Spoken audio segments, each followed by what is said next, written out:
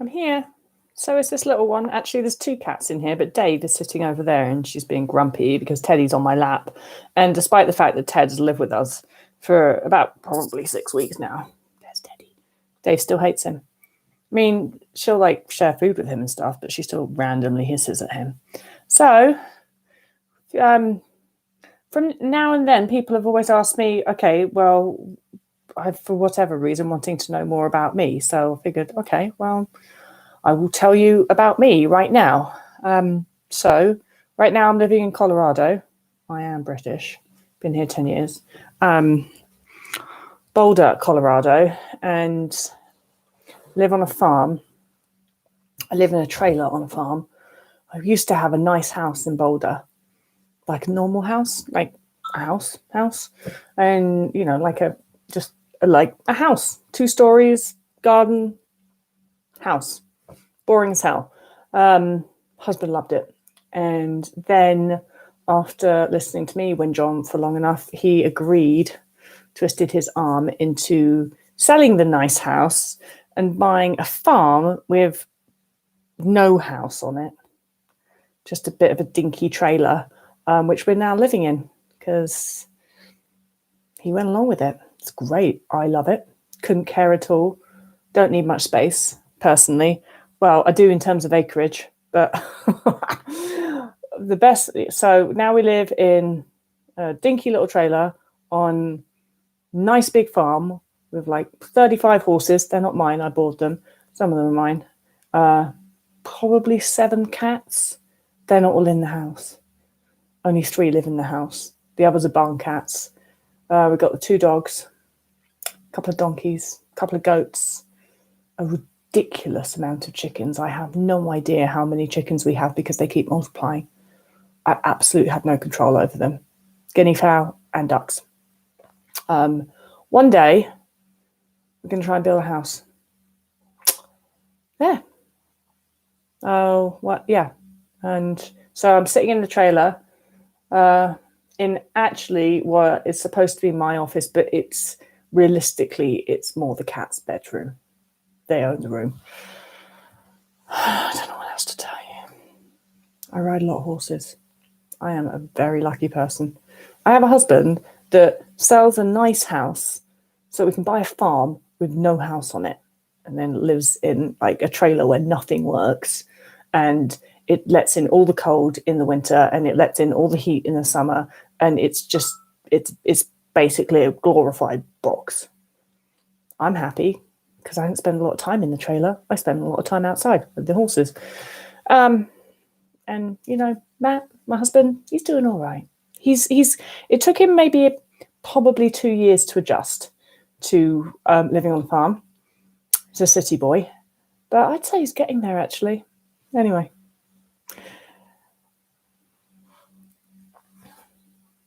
My girlfriend is underweight. If my girlfriend is underweight, then does she have to follow the same rules to gain weight? Also, how do I deal with recovering fully while she's underweight?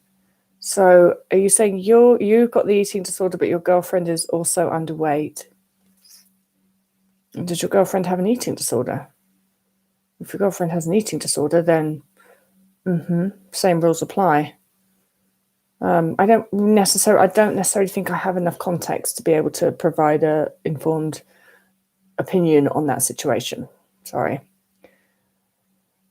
Emily says, I have no more fears regarding food, but sitting for more than 2.5 hours is just impossible for me.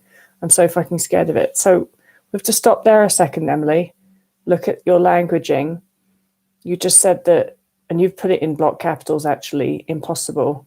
It's not impossible. You could absolutely do it. You just have to make the choice to do it. That is true. I know that sounds like I'm being a bitch. I promise I'm not being a bitch. Don't tell yourself that it's impossible for you to sit still, because it's not. You're just choosing not to. You are choosing to allow negative emotions of guilt, shame, anxiety around doing those things to affect you. That, again, that is also a choice. Your brain is generating those emotions because it is afraid that if you sit still for a long amount of time, there will be consequences. There won't be, but your brain is afraid that there will be. So your brain is trying to scare you off doing that, and it's using emotion to do so. It's working, isn't it? It's working very well. You are reacting just in the way that your brain wants you to do, and going like, oh God, I can't do this, and it's too hard, and I'm not going to do it. What we actually need to do is we need to teach your brain that you could sit still all day and there will not be consequences. And the only way that you're going to teach your brain that is by sitting still all day. And you absolutely, I promise you, if you make the decision to do that, you will do it. It's not impossible. Don't tell yourself it is. Can you talk about your experience with feast eating? I've written about it a lot. I think I podcasted about it a bit. I think I've YouTubed about it a lot. So when my eating disorder started, I was straight out restriction for probably, I don't know, I think it was maybe less than a year. I could straight out restrict, and then my body just started, I found it harder and harder to really restrict as much. So that's when I started exercising a lot. And then, I could justify eating a bit more if I exercised a lot. So then I sort of ticked along with that for a little while, maybe a couple of years. I'm not sure. But then it got to the point where my body was just like, fuck you, woman, and started binging. And so then what I would be very, very successful at restricting pretty heavily during the day and exercising very heavily during the day, but then come around 11 o'clock at night and that would be it. I would just eat and eat and eat and eat. And my binges were relatively planned and relatively unplanned. So all day I would sort of plan these foods that I was going to allow myself to eat during my binge time. But then there would also be piled on top of that a lot more as well. I used to eat just an incredible amount of food.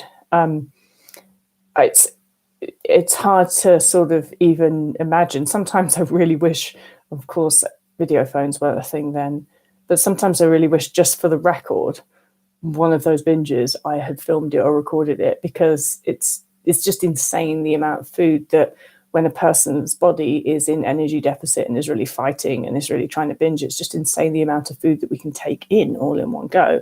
And so I used to eat those. I think they're actually not legal in the UK anymore. These puddings that used to come in a tin made by Heinz, treacle puddings, syrup puddings, and you put them in the microwave.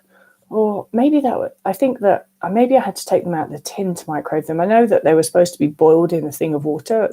They're like quite old school, these puddings. Anyway, they're these big syrup sponge puddings. They're supposed to serve 8 people or something like that, which in itself is ridiculous because they're not actually big enough for that. But so I go through maybe 3 or 4 of those with all the things, with custard, with ice cream, with cream. And then I would just go through chocolate bars, candy bars for the Americans, like maybe 5, maybe 10, like depends how many I had in those. Would also include in that things like toast and sandwiches. So I had savory things in that mix as well, but my majority of it was all very sweet stuff. And then almost every single night would include an entire jar of peanut butter on top of those 4 puddings and the toast and the candy bars. And sometimes I would also buy these. I would eat things like Heinz tomato soup, and I would add all these things into the soup. So I get the tomato soup base, and I'd just be adding all of this like cheese and potatoes and all this stuff into it. And it was actually quite delicious. That was actually quite nice. I would eat that again now. I haven't had Heinz tomato soup for ages. But anyway, so a large amount of food, mixture of sweet and savory. Vast majority of it was just sweet, sweet, sweet. And I would eat every night until I felt like if I ate one more thing, I was going to throw up. And I would get to the point where I was like, that's when I would stop eating. I was very close to throwing up. And then I would just go and lie down. I would lie down. A lot of the time I would sort of start my binge in the kitchen. And then when I was getting towards the end, I would take a load of chocolate and jars of peanut butter and stuff into the bedroom, and then lie in bed and finish off eating in the bed, so that when I finished eating, all I had to do was lie down, because that's how much my stomach was full. And I go to sleep. And so that was me for about 4 years. That went on for 4 years. Now the binges, despite the fact I was eating a huge amount of food in the form of binging every night, due to the restriction during the day and due to the ridiculous amount of compulsive exercise I did, my weight still stayed low. I forgot what the question was. Experience of feast eating. Yeah, so binging, feasting. So I thought, because it went on for about 4 years like that, and I didn't think I'd ever get out of it because it was such a sort of cycle. It was like, boom, 11 o'clock at night. It was like the floodgates opened. And I wouldn't go anywhere. I couldn't go away. I couldn't stay away. I enjoyed my binging. I looked forward to my binging. Like, I wanted to be at home. I wanted nobody else to be there. It was very stressful for me when I was at university. Say if one of my flatmates stayed up that late, oh my God, that was super stressful, because then I feel like I had to smuggle food into my bedroom. And I actually wanted to sit in my spot at the kitchen table. It was like my spot where I ate all these weird stuff. You know how a lot of you will know what I'm talking about. And of course, I thought I was in a behavioral cycle that I'd never get out of, but I really wasn't.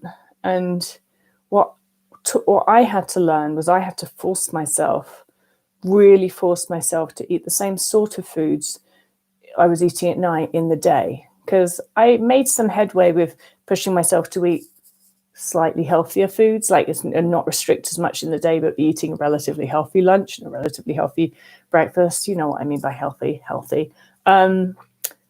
But then I still binge a ton at night. So I got to the point where I was quantity wise, and you could even argue calorie wise, I was eating a fair amount during the day, but I was still binging at night. It's because my body didn't want the stuff that I was eating during the day. It wanted the type of stuff, the high sugar, high fat stuff that I was eating at night.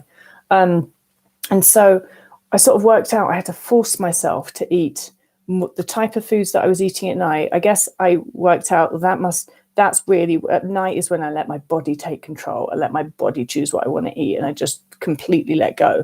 And so that must indicate what my body's actually wanting or needing me to eat. Now, I didn't fancy those foods during the day. I felt actually an aversion to those foods during the day. Part of that aversion was that I knew I'd eat them later at night. So like trying to sit down and eat a syrup pudding during the day was very difficult for me, because my brain would be like, I don't really want it right now. I don't fancy it. And I know I'm going to want to eat it tonight. So if I eat one now and I sort of push myself to eat one now, I'm going to eat double the amount of syrup puddings because I'm going to eat more tonight as well. But I worked through that, and I did force myself to start doing that. And I really, really, really force fed myself during the day, force fed myself. And as I nutritionally rehabilitated, my evening, nighttime binges, feasts started to diminish, which was bizarre to me. For a while, I sort of kept on eating that jar of peanut butter because I was like, this is what I do. I eat a jar of peanut butter. And then I felt like for quite a while, I was sort of eating that jar of peanut butter, and I was like, I just don't really want this actually. But I just kept on eating it. And then one day I was like, I just really don't want it. I just want to go to sleep. I just went to sleep instead of eating that stupid jar of peanut butter. There's nothing stupid about a jar of peanut butter. And that's just how it started. It was never me being like, I'm not going to let myself eat as much at night. I mean, that horse had bolted a while ago. I had absolutely no control at night over stopping myself eating. So I didn't even try. But it would just naturally, I'd just be like, I just don't want to do this anymore. I just want to go to bed. Until one day, I guess I just ate during the day, and because I would eat dinner and then I'd eat dessert, and then my binges would usually come afterwards. And I ate dinner and I ate dessert, and I was like, I'm good. Genuinely don't want to eat anymore. Shocked me. I was like, sure. All right, well. And I was like, hey, I'll eat some chocolate just in case, because I was in recovery at that point. So I was like, I'm not even going to trust my desire not to eat and push myself to eat. And I did that for a while. And then it was just like, I'm done. Have not binged ever since. So you got to do the nutritional rehabilitation part. As long as you're not nutritionally rehabilitated, of course, your body's going to need to continue to binge. That you've also got to really be honest about the types of foods that you eat when you binge versus the types of foods that you eat when you're sort of not binging and when you're trying to make orthorexic choices and all of those things. And you have to start using your binges as like information. It's communication from your body as to what your body actually wants you to be eating. And I know that from my case, what I wanted to eat at night felt very alien to eat that sort of food during the day to start with. But you got to push it. You got to do it. And if you can really nutritionally rehabilitate yourself and push yourself to eat all of the foods that you're afraid of, and push yourself not to even try and reduce or control your binges at night, because you're eating more in the day, but just focus on pushing yourself to eat more in the day and allowing those binges to happen at night.